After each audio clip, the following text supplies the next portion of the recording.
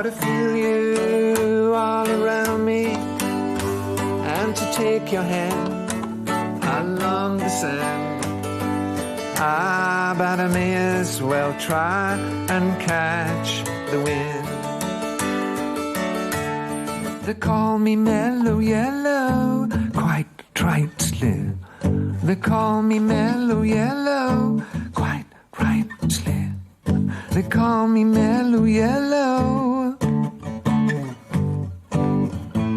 When you made your mind up, you're going to be mine. I'll tell you right now, any trick in the book now, baby, that I can find. Donovan, thinking about where your songwriting journey started, there's a line that intrigued me in your autobiography about your bardic father would intone magic poems of wandering. It's a lovely line, and it makes me think that this troubadour tradition was always there in your family. As I grew up and looked at where my music came from, it became very clear that from a very early age, I'd heard ballads and poems recited in the home in Glasgow, where I grew up from the age of 1 to 10. But I thought every kid had poems read, and every kid had songs sung at home. My father read me poems, and so I heard the ballad form, the rhymes, the length of the lyric, the repetition of the chorus. And I was fired by enthusiasm, and I wanted to be a hero in one of those poems. And so I got a lot of that. So would the family sing ballads? Would your father sing them? My father wasn't a singer, and when he tried, they all said, "Shut up, Donny." But he couldn't carry a tune, but poetry and music are really one, and so there was plenty of music in his poems. Can you remember when you were inspired to write your first song? It must have been 12 or 13. Part of the father's poetry included the Yukon, and that would be Robert Service, The Gold Rush, and also some novels that he was reading. And I picked up a novel called The Yukon Kid. Of course, I was watching cowboy movies from the age of 7 or 8 in Glasgow, and then when I moved to England, when I was 10 with the family, I guess I still went to the movies. But I remember this Yukon Kid book, which is a basic Yukon tale of the gold rush. And I guess I remembered later that I may have written this. 'Twas a dark and stormy night, not a cloud was in sight, and the north wind came howling through the trees, and the brave engineer, he was without fear, with his orders to take out number 9, without fear, without fear, without fear, without something like this, which doesn't, the Yukon Kid. And then I thought, hey, wait a minute, it was a dark and stormy night, not a cloud was in sight. Sounds a bit backwards, but it didn't matter, because full of the tales of, the Wild West was the railway, and so many railway songs go through folk music and blues, as you know. And so I guess filled with that sense of longing for the open road and adventure, when I read the book of Jack Kerouac, On the Road, I was becoming 14 and 15 and was reading Bohemian literature and needed to travel. It was quite easy because down the road was the old A1, and basically that's where all the cars went up and down the country, south to the coasts and north to the cities of Manchester and Liverpool. And soon enough I'd meet Gypsy Dave. Where did you meet Gypsy Dave? I'm so intrigued by this character. Gypsy and I met in a jazz club second meeting was in a jazz club in Welwyn Garden City. Gypsy Dave was there, and we plotted our escape. Actually, running away at 15 was still against the law. Now, the difficulty is trying to bring the runaways back, because nobody knows where they've gone. And the police would bring you back if they knew where you'd gone. So when did you run away? Were you at 15? Was your Well, first the first run escape? was a summer down to the coast, down to St Ives, which we all knew in St Albans, Bohemia, was the place to go. All the art schools and universities were kicking out in the summer, and the Bohemian town in Britain has always been known as St Ives in Cornwall. So 4 a.m. on a cold British morning in Hertfordshire, a couple of pairs of socks and a bag and a sleeping bag on our shoulders, we headed for St Ives. And busking to get by, presumably. There was no thought for tomorrow. We didn't know where the next sandwich was coming from. I went back home 2 or 3 times from St Ives, but eventually in St Albans and my Bohemian manor, every old town of its kind had a rhythm and blues band which was growing. And the band that was growing in St Albans was called the Cops and Robbers. We followed them to a gig that their managers had set up in a club in Southend. And, of course, the band had already been playing all the standards, Muddy Waters, you know, and all the rhythm and blues bands, Elmer James, and, all the standard numbers that the Stones and the Yardbirds were playing. And then in the break, they asked me to do a couple of songs solo, and so I did. And I wanted to as well. And their managers saw me and said, "Would you like to come to Tin Pan Alley?" I said, "Yeah, that's exactly where I'd like to go." And when I walked in to do my first 9 recordings in the basement, 5 doors along in Essex Music was Brian Jones and his band, the Rolling Stones, also doing demos. And it was late 1964. Brian had already recorded and released, but I hadn't. Brian came in, heard what I was doing. I was shocked, amazed. And Brian Jones being famous by this point already. Oh, yeah, it was Brian Jones and the Rolling Stones. And he had a word with Ready, Steady, Go, but already this television show had already sent their scouts out into Tin Pan Alley and spoken with my publisher. And one thing led to another, and I appeared on the Ready, Steady, Go television show without a record, while everybody else was miming. I was live. And I actually performed songs that I had learned from the folk world, but then I performed my own song called Talking Pop Star Blues in the Woody Guthrie tradition. And I was a troubadour on the TV show, really, for 3 weeks before I made my first record. It's also, that's an unusual situation anyway. You hadn't actually released anything at this point. No. And so overnight success. But when they let me go, the mailbag was so huge. Where is he? Bring him back. Which was unusual in itself. But the press were full of interesting things, like Donovan was late for his second Ready, Steady, Go appearance because hitchhikers weren't being picked up on the A1 that morning. Or Donovan was late for his third Ready, Steady, Go because the limousine waited outside his flat because he was still asleep. Could go either way, hitchhiking or limousine. Stuff like this was going on, but it was all true.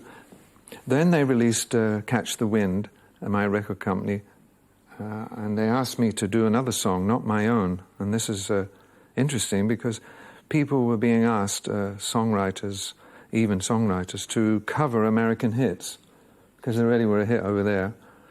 Maybe it could be a hit over here. And the song they wanted me to do was "We'll sing in the sunshine, make love every day." Can't remember who did it. We'll sing in the sunshine,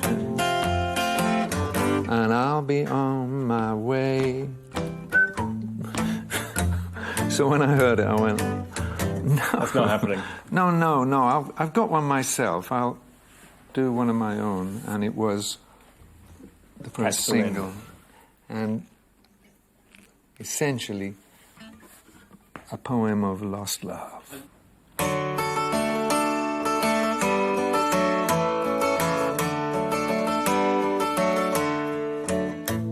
In the chilly hours and minutes of uncertainty, I wanna be in the warm hold of your loving mind. For to feel you all around me and to take your hand along the sand. Ah, but I may as well try and catch the wind.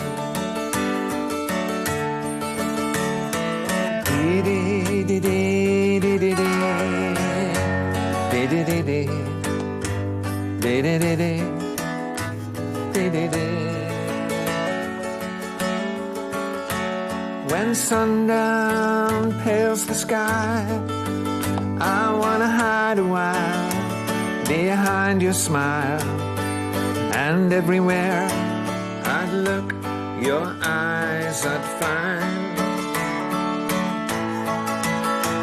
For me to love you now would be the sweetest thing, 'twould make me sing.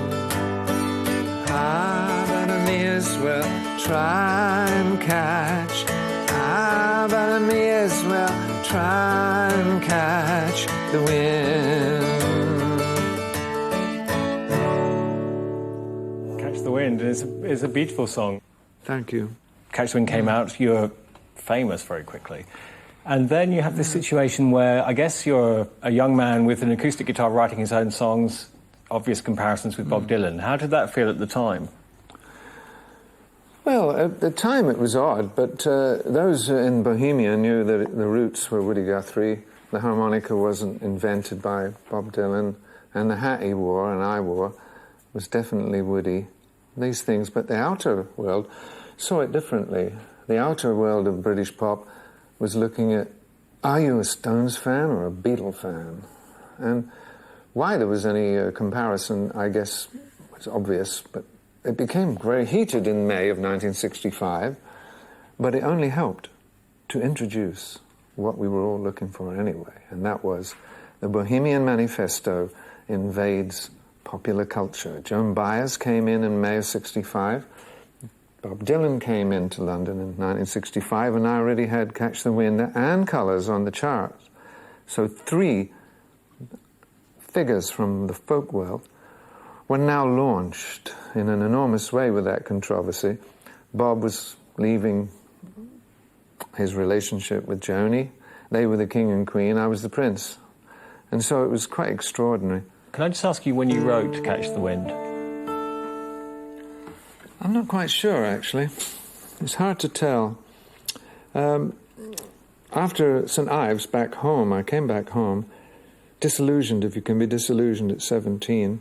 When I came in, the house was empty, and I looked at all the stuff on the wall in the bedroom, you know, the dreams of youth, the Bohemian Paris, all the jazz and blues album covers, and all the dreams that I had of wanting to be part of Bohemian music, and at the same time knowing that my generation, I wanted to sing to a generation, my generation, the millions of young people in the baby boom, and on the radio a song came, and I washed over me, two guitars, acoustic guitars, drums and bass, harmonica, and very strange Celtic harmonies. I knew what Celtic harmonies, Aeolian harmonies they're called, thirds and fifths. Only the Everly Brothers I'd heard do these strange harmonies. And it washed over me, and I sat down halfway up the stairs, down the stairs, into the kitchen. And I kind of had an epiphany, and I said, that's it. That's it. To go into popular culture with your tradition and blend it in such a way that millions of young people can get it. Not just folk, not just blues, but a blend of many different things. And from here as well, because... From the Celtic sound, you know, of that I come from. And then the DJ said, and that was the Beatles with Love Me Do. I didn't even know it was them. I'd heard Please Please Me when I was washing dishes in St. Ives, but I didn't know this band. And then 9 months later, I'm in the same room with them, and they become very close friends during the 60s. Just before we get to Mickey Most and Sunshine Superman, How did you feel about bringing all these ideas from the bohemian world, from the folk world? You know, once fame hit, didn't it feel slightly uncontrollable? Like this thing was a juggernaut that you couldn't really get a hold of? Well, Gypsy and I were together. It was a laugh. And most of the other bands I met thought it was a laugh too. The Kinks, the Who, the Animals, the Hollies. And I mean, they're all pretty much more organised than me and Gypsy. They actually wore suits and, you know, rehearsed. I mean, all I did was turn up and play. Right. It was how I wanted it, and that's how I am. But even on those early records of 65, which people call the folk period for me, and an album called What's Been Did and What's Been Hid, which was Catch the Wind and Colours. But then we didn't make albums, we made singles. If you had a hit single, you had a B-side. If you had another hit single, you had 4 tracks.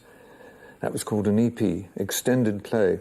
If that happened 3 times, or 2.5 times, you had an album. We didn't make albums, we made singles. But I wanted to make albums because I came from the folk world and loved jazz and classical and blues, and they had albums. So what happens when a single jumps up there is we're having a laugh, and who knows how long it's going to last. For the Beatles, maybe the next single might fail and they're back in Hamburg. Basically, they're thinking that way. And I'm thinking, if it does, we'll do this for a while and then we'll go to France or Morocco and see what's happening there. We'll have fun with this, basically. Yeah, it wasn't a career move for me, but I then realized it could be a steady job, which was frightening in a way. But not only that, I loved it, so I wanted to do it. And then, when you listen to those first 2 albums, What's Been Did and What's Been Hid, and Fairy Tale, in those 2 albums you can hear, when I now look at it and listen to it, the beginnings of experimentation. I'm not going to stay in the folk world. I've already listened to the Everly Brothers and Buddy Holly as a 13-year-old. I've already understood that they come from the folk tradition, Holly and the Everlys, but it's all rooted, essentially for me, in the Celtic tradition. So I'm doing these singles, Catch the Wind, Colours, and Universal Soldier, and it may not last very long, but then you hear the experimentation already happening. On Hey Gyp, that the Animals covered, it's an old blues field song, which I redesigned. I couldn't find who wrote it, so I couldn't send any money. But the Animals cut it, I cut it and called it Hey Gyp. In there, the guitar is starting to sound a kind of an electric thing. Getting heavier. It sounds a bit like Bo Diddley, but it isn't really. It might be more Celtic, kind of like borons from Ireland or something. And I'm hearing the sounds in the studio, and the engineer is talking about limiting and compression. And I'm learning now how to make these sounds in the studio. So I'm wanting to expand. I'm hearing and listening to Indian music, classical music, Celtic music, koto from Japan, blues, of course, folk, of course, and lots and lots of poetry, and listening to experimental music, and it's all crowding in on me, and I'm hearing these sounds, and then I get introduced to Mickey Most, the extraordinary British pop producer. Mickey and I meet, and he starts hearing the songs. And I say, there's a harpsichord here. I hear it like a small movie here. And this is the beginning of an album called Sunshine Superman in late 65. And we begin to record in Abbey Road 2, this extraordinary album. And he says, look, you need an arranger. I can't do this. I needed a guy. Mickey Most introduced me to John Cameron, and that was it. Sunshine Superman became my first sort of classic album, I would say. Now I was making albums for real. Can we hear it? This is the title song.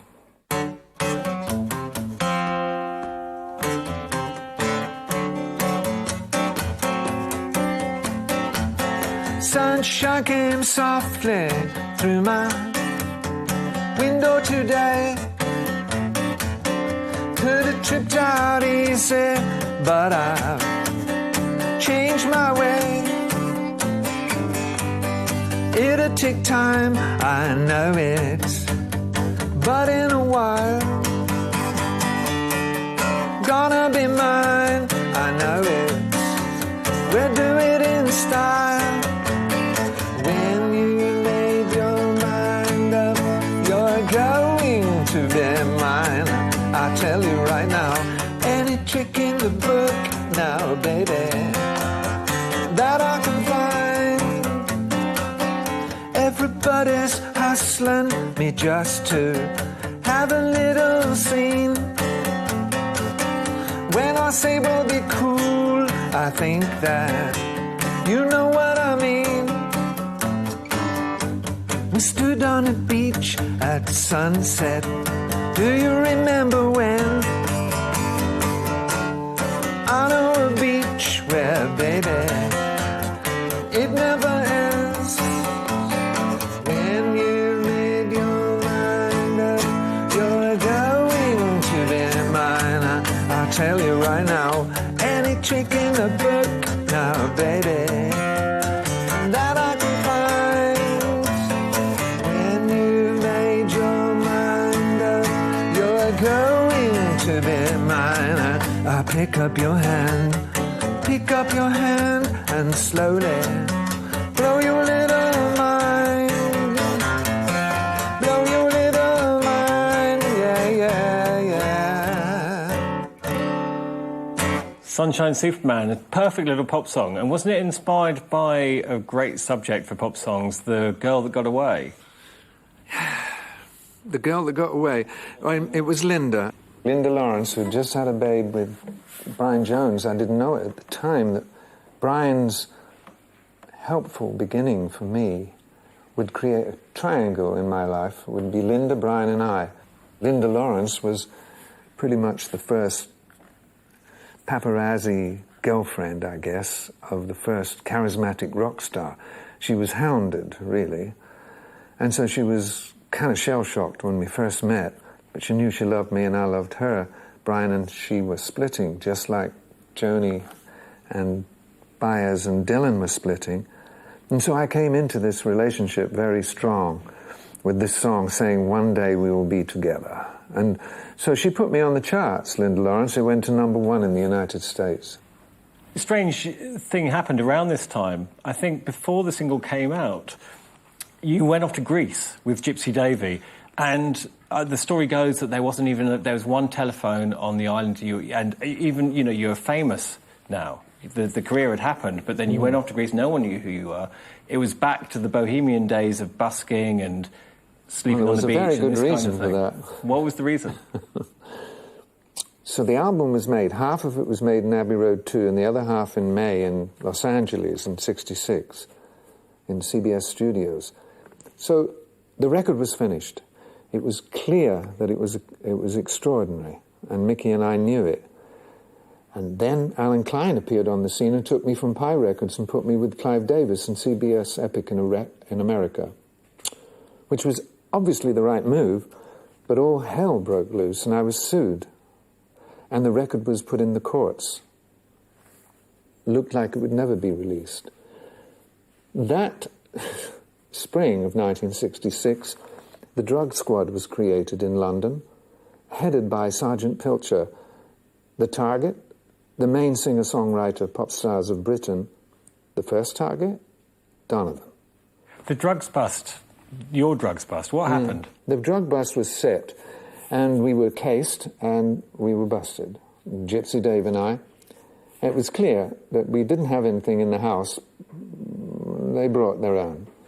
This was an extraordinary event, because here was Sunshine Superman ready to go.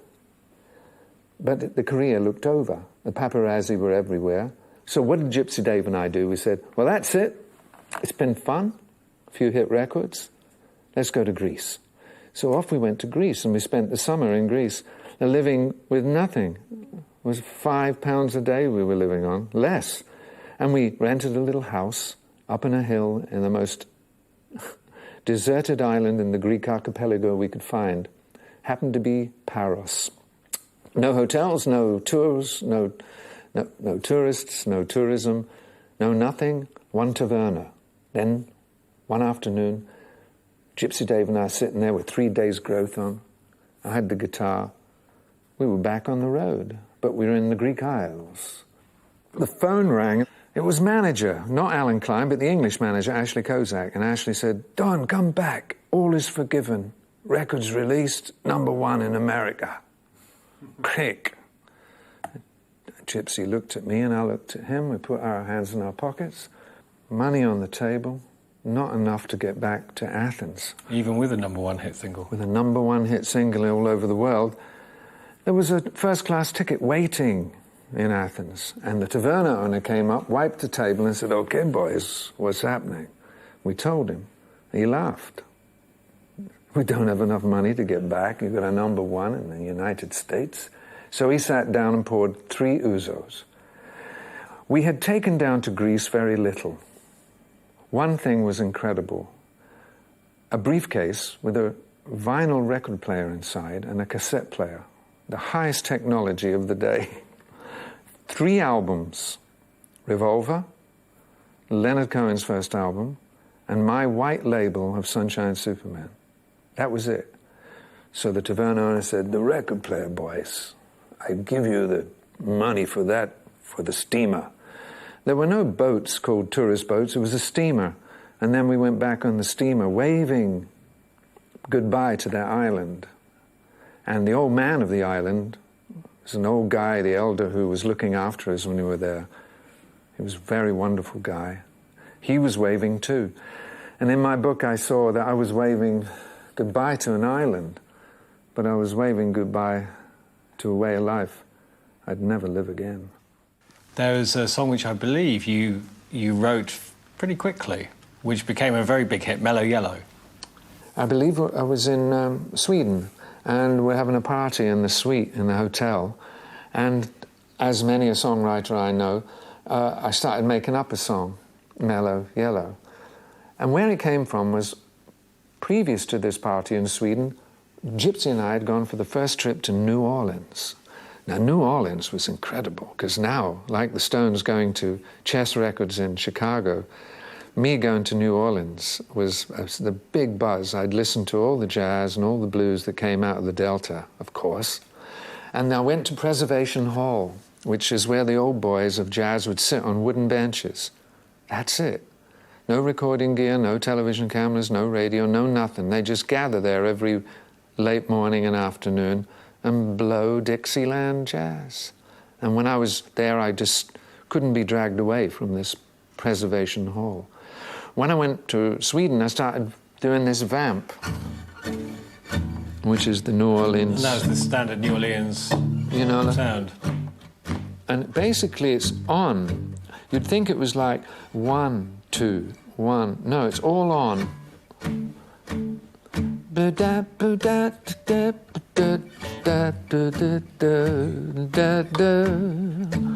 And it's on because it's almost like the funeral marches of, you know.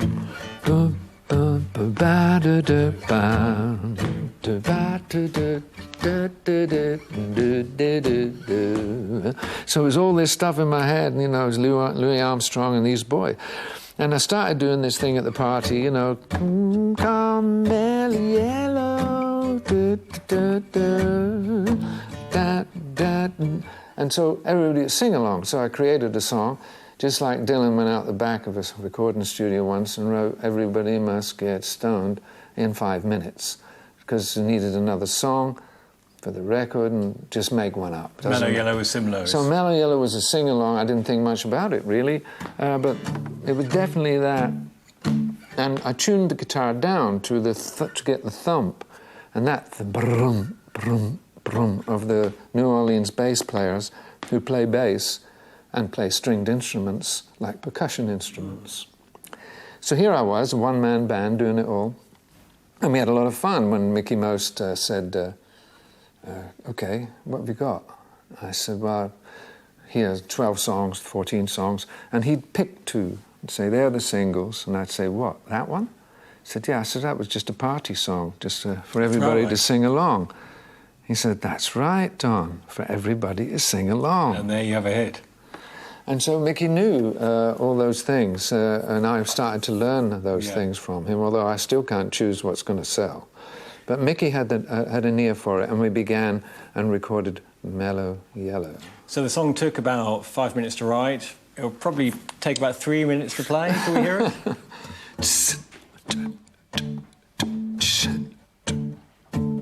John Paul Jones, he arranged it. I'm just mad about saffron. Saffron's mad about me. Come on. I'm just mad about saffron. She's just mad about me. They call me Mellow Yellow, quite rightly. They call me Mellow Yellow, quite rightly. They call me Mellow Yellow.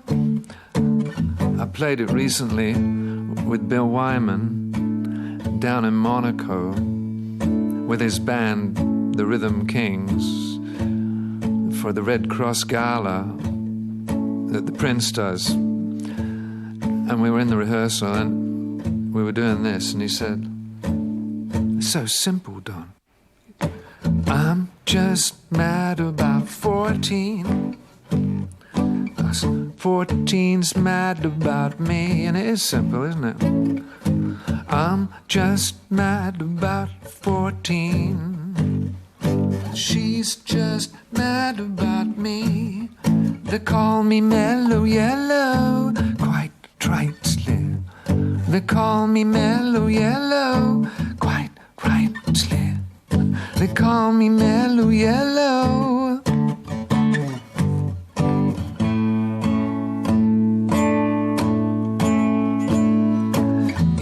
Electrical banana, gonna be sudden craze.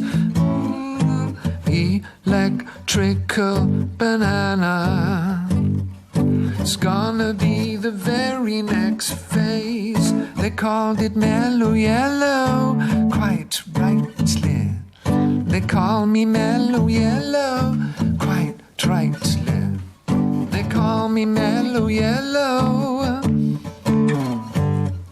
They call me Mellow Yellow.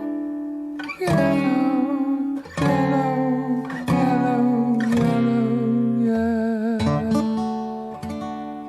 That was a funny ending. Mellow Yellow by Donovan. Once the hits have come, and you know that there's going to be an audience for these songs, does that make songwriting more self-conscious, or do you manage to forget about the fact that people are going to be hearing this thing? Well, Mickey Mouse never asked me in the 60s, can you write another Mellow Yellow? He knew that I'd never be writing the same song twice, and at the same time, each single would be different. So that was very difficult maybe for Mickey, because, you know, a Stonesy type song or a Beatlesy type song can pretty much trace the similarity from single to single. But from one to another, they were so different with me. But no, I never got into any formula writing. Yes, because from Mellow Yellow, then Hurdy Gurdy Man is a totally different sound. Very, well, it's very psychedelic for a start. You've got that voice, which I always thought was treated, but apparently it's not. It's just your voice. The vibrato is what they call Wavering vibrato, that's your technical term. And various sounds have come out of human voices. And, of course, Billie Holiday is very famous for her vibrato, and it's known now that she learned it from maybe her lover, the sax player Lester Young, who played for her records. And so sax players are a lot to do with this quaver in my voice. But at the same time, I think I gave up cigarettes and wanted to do this, or found in the studio that there was some overtones going on. With the compression and things. And I guess maybe a guitar player once sort of plugged in the vibrato sound of his guitar, and I heard it and thought that would be cool to do with the voice, you know, because here I am, acoustic guitar player, who is absorbing an enormous amount of music, became very close to the Animals at one point, the Small Faces and the Who, and they're all doing different sounds. And I'm kind of wanting to emulate them, but I've got no band, so I'm doing it with my voice. And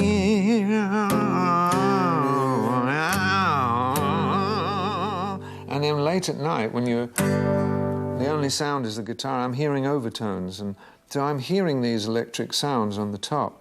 And one of them one night was this quaver. There was a single out in the 60s, which people thought I was copying when I did it. It was Crimson and Clover. Over and over, crimson and clover, over. What it was a band putting the vocal through a vibrato to get the effect, but I wasn't. I got the effect on my own. And when it was recorded, I wasn't thinking about it.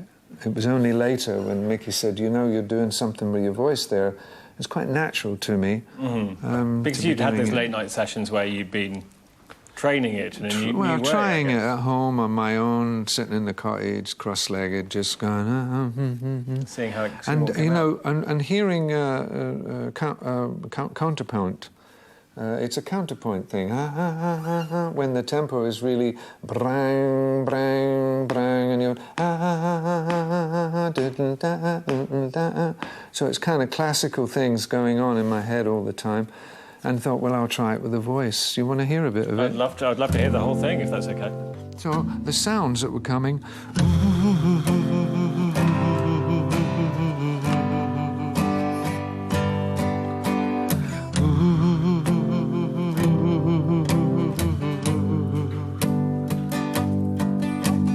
Thrown like a star in my vast sleep, I opened my eyes to take a peep, to find that I was by the sea, gazing with tranquility. 'Tis then when the Hurdy Gurdy Man comes singing the songs of love.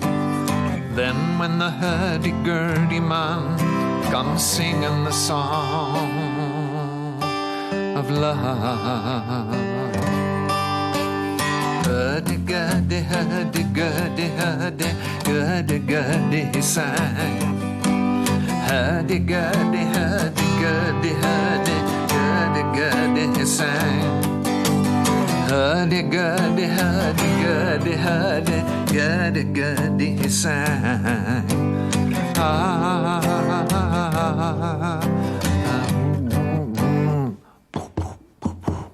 Histories of ages past, unenlightened, the shadows cast down through all eternity, the crying of humanity.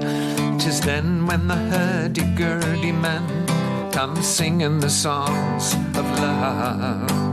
Then when the Hurdy Gurdy Man comes singing the song of love. Hurdy gurdy, hurdy gurdy, hurdy, gurdy gurdy, he sang. Hurdy gurdy. So all you had to do was you listen to what I'm doing on the guitar, and you've got the drum patterns. Because I used to be a drummer, you see. So anything that's happening down there, just listen. That's the drums. Hurdy gurdy, hurdy gurdy, hurdy, gurdy gurdy, he sang. Hurdy gurdy, hurdy gurdy, hurdy, gurdy gurdy, he sang. Hurdy Gurdy Man, what a wonderful song. Thank you. One of your songs which we haven't included is Season of the Witch. That amazing riff which goes through the entire song, and really probably not that hard to get a grip on. Wasn't there a story that you played it for 7 hours on the trot or something? It was in Bert's Jansch's house. John Renbourn says, when Bert was showing me D9th. D9th is what comes from this descending...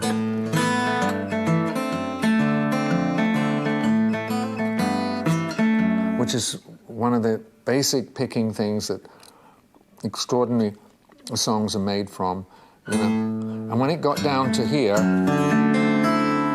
when he showed me it, just like I showed Lennon McCartney and George certain chords, suddenly a whole new song appears, as I say, as if out of nowhere. And then so I started doing... Now, where I got the tempo, I don't know, but it's true that Remborn said that I played it 7 hours straight in Bert's kitchen, or Remborn's kitchen. Sean Phillips was there. So it becomes, when I look out my window, what do you think I see?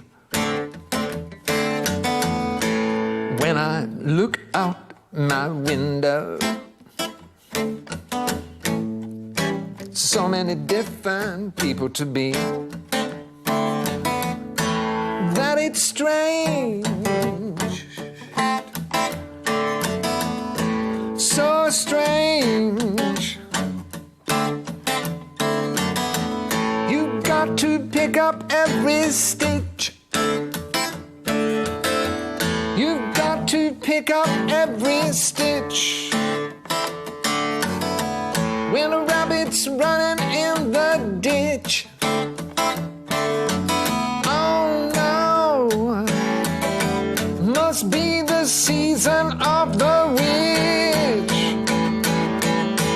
Must be the season of the witch, yeah. Must be the season of the witch.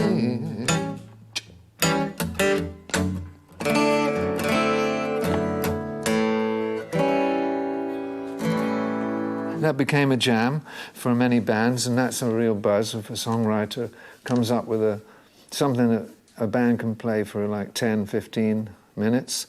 And I guess they don't know that I played it for 7 hours. Well, yeah, I guess I've got a bit of catching up to do. And it's wonderful. Cool. So it's actually only a couple of chords, really?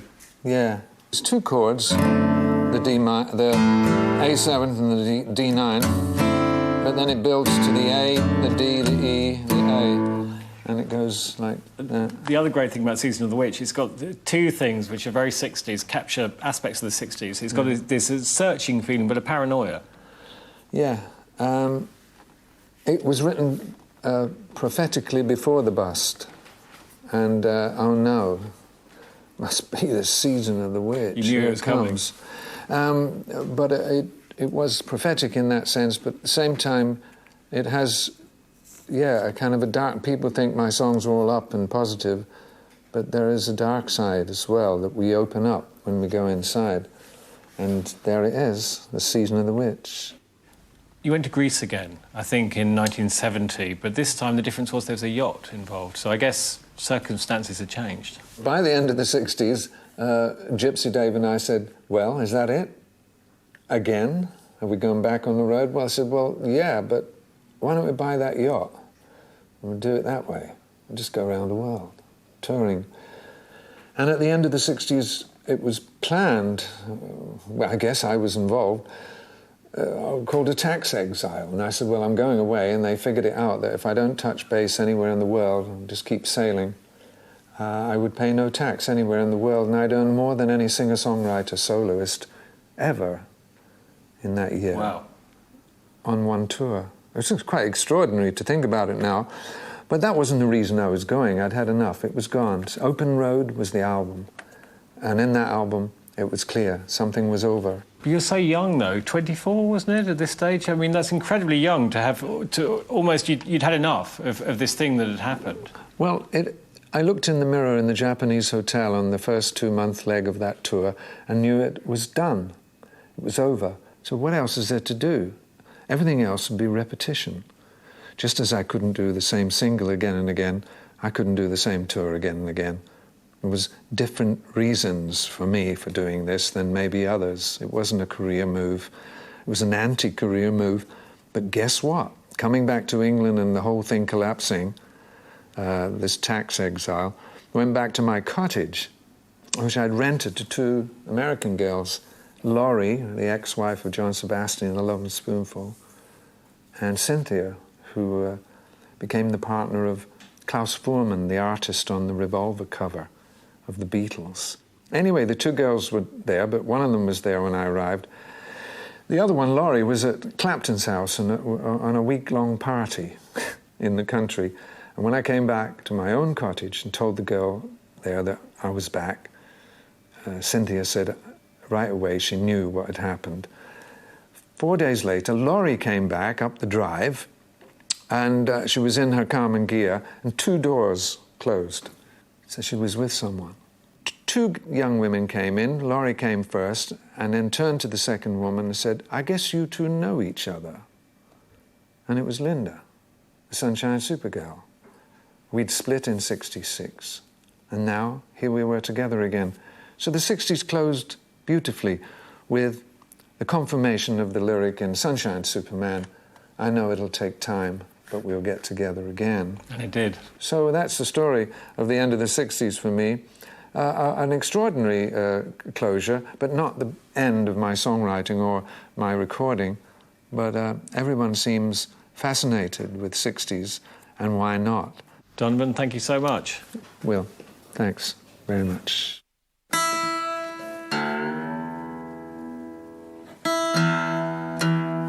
It helps to be in tune as well. And count to 4. A lot of songwriters don't know how to count to 4.